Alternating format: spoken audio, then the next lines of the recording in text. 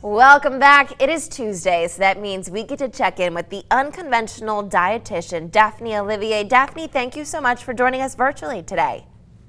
Yes, thank you for having me. Happy Valentine's Day. Happy Valentine's Day. So we've been talking about health benefits of some foods. Today we're going to focus on chocolate. Very fitting.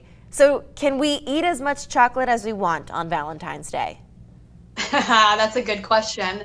So it's important to kind of understand chocolate's been around for centuries, and it starts with the cocoa plant. And so we get cocoa and cacao nibs from the cocoa bean. And so what we get out of chocolate is different depending on how much of the cocoa is in the chocolate. So Yeah.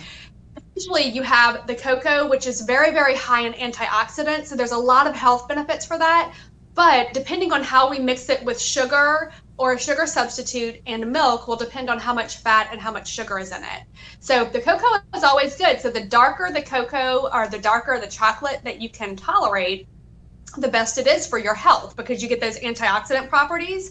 Once we start adding that into milk chocolate, then the sugar content goes higher and the fat content goes higher. Okay. And so, in a day's time, if you eat a little more than normal on Valentine's Day, probably not a problem. But across the board, I can't say that eating a lot of milk chocolate is a good idea, although there is some health benefit to it.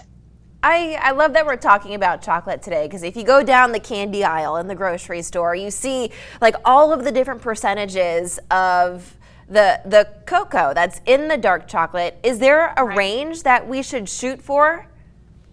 So generally anything above 70% cocoa is considered dark chocolate, and the darker it is, it's going to have a little bit more of a bitter flavor, but it's going to have less sugar in it also. So the closer you can get to that 70%, the better off you're going to be in the antioxidant properties with the least amount of sugar and extra fat that's in there. So no milk chocolate, essentially. Not ideal. Maybe a little bit today, but not all the time. I love that chocolate is our topic today. Daphne, if people at home have any health questions for you to answer, how can they contact you? You can contact me on my website. It's theunconventionaldietitian.com, or through Instagram or Facebook with the same name, The Unconventional Dietitian. Daphne, as always, it's so fun hanging out with you every Tuesday. Thank you so much for being here virtually. Of course, thank you. Of course, if you at home want to learn more, head to KLEF.com.